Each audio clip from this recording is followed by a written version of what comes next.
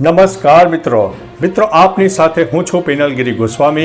આજે તારીખ 5 જાન્યુઆરી 2025 ત્યારે આજની વિડીયોમાં વાત થશે ઠંડીની મોટી આગાહી અને અન્ય સમાચારો ઉપર પણ એક નજર રાખીશું।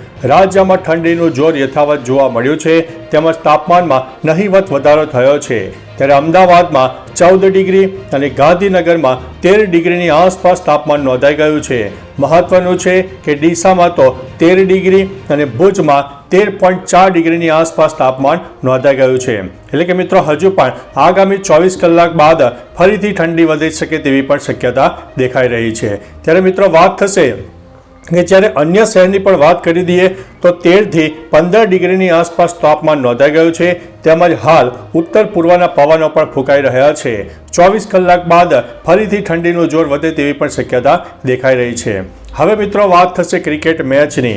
India versus Australia. ભારત અને ઓસ્ટ્રેલિયા વચ્ચે ચાલી રહેલી સિડની ટેસ્ટમાં આજે 5 જાન્યુઆરી 2025ના ત્રીજા દિવસે લંચ બ્રેક સુધીમાં ઓસ્ટ્રેલિયાએ તેના બીજા ઇનિંગમાં 3 વિકેટ ગુમાવીને 71 રન બનાવી લીધા હતા। ઓસ્ટ્રેલિયાને જીતવા માટે હજુ પણ 91 રનની જરૂરિયાત છે। ભારતે 162 રનનો ટાર્ગેટ આપ્યો હતો। ભારતની બીજી ઇનિંગ 157 રનમાં સમેટાઈ ગઈ હતી અને પ્રથમ ઇનિંગમાં મળેલી 4 રનની લીડ સહિત કુલ 161 રનની લીડ મેળવી લીધી હતી। મિત્રો અન્ય મહત્વના સમાચારની વાત કરીએ તો ધંધુકામાં બગોદરા બાવડા માર્ગ પર અજાણ્યા વાહન ચાલકે બાઇકને અડફેટે લેતા તેનું મૃત્યુ થયું છે। અજાણ્યા વાહને બાઇકને અડફેટમાં લીધો અને અકસ્માતમાં રાહુલ મકવાણા નામના બાઇક ચાલકનું મોત થયું છે।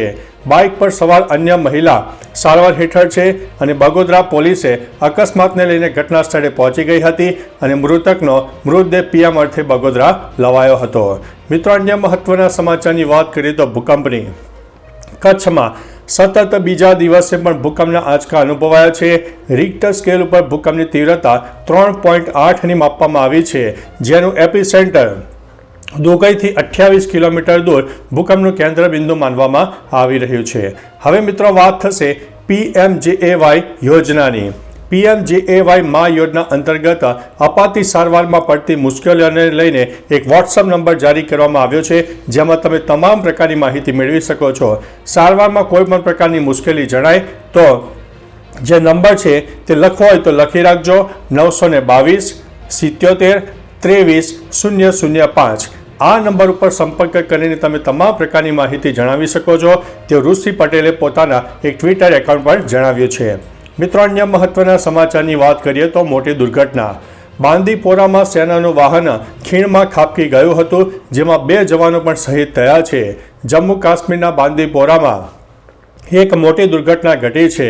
અહીં સેનાનું વાહન ખીણમાં ખાબકી ગયું અને આ દુર્ઘટનામાં 2 જવાનો પણ શહીદ થઈ ગયા હતા જ્યારે 4 જવાનોની હાલત હજુ પણ નાજુક હોવાનું માનવામાં આવી રહ્યું છે। ઉપરાંત ઈજાગ્રસ્ત જવાનોને શ્રીનગર રિફર કરવામાં આવ્યા છે। મિત્રો અન્ય મહત્વના સમાચારની વાત કરીએ તો દ્વારકાના કુરંગા પાસે ખાનગી બસ પલટી ખાઈ ગઈ હતી। ગુજરાતમાં દ્વારકાના કુરંગા પાસે ખાનગી બસ પલટી ખાઈ જવાની ઘટના સામે આવી છે જેમાં 40થી વધુ લોકોને નાની મોટી ઈજા પણ પહોંચવા પામી છે। સદનસીબે જાનહાનિ ટળી ગઈ છે। મિત્રો અન્ય મહત્વના સમાચારની વાત કરીએ તો ગુજરાતની શાળાઓમાં ડમી વિદ્યાર્થીઓને શોધવા માટે DEOનો આદેશ આપવામાં આવ્યો છે। બોર્ડના પૂર્વ સભ્યની ફરિયાદના આધારે DEOને આદેશ કરાયો છે। ધોરણ 10 પછી વિદ્યાર્થીઓ કોચિંગ ક્લાસમાં અને સ્કૂલમાં માત્ર કાગળ ઉપર હોવાની ફરિયાદ મળી રહી છે। અનેક શાળાઓ મોટી ફી પણ વસૂલતી હોવાનો ફરિયાદમાં ઉલ્લેખ હતો। ફરિયાદ પછી શિક્ષણ વિભાગ હવે તપાસ પણ શરૂ કરવાના છે। મિત્રો અન્ય મહત્વના સમાચારની વાત કરીએ તો હવે ઉત્તરાયણ પર્વને નજીકના દિવસો બાકી રહ્યા છે ત્યારે અમદાવાદમાં ચાઇનીઝ દોરી વેચતા 3 આરોપીઓની પોલીસે ધરપકડ કરી છે। અમરાઈવાડી પોલીસે 1.56 લાખનો દોરીનો જથ્થો ઝડપ્યો છે। આરોપીઓ ચાઇનીઝ દોરીનું છૂટક વેચાણ કરતા હોવાની પણ માહિતી સામે આવી છે। ચાઇનીઝ દોરી ક્યાંથી લાવ્યા તેને લઈને પોલીસે તપાસ પણ શરૂ કરી છે। તો ચાલો મિત્રો ફરીથી દેશ અને દુનિયાના સુપરફાસ્ટ સમાચાર લઈને મળતા રહીશો। ત્યાં સુધી અમને રજા આપશો। નમસ્તે।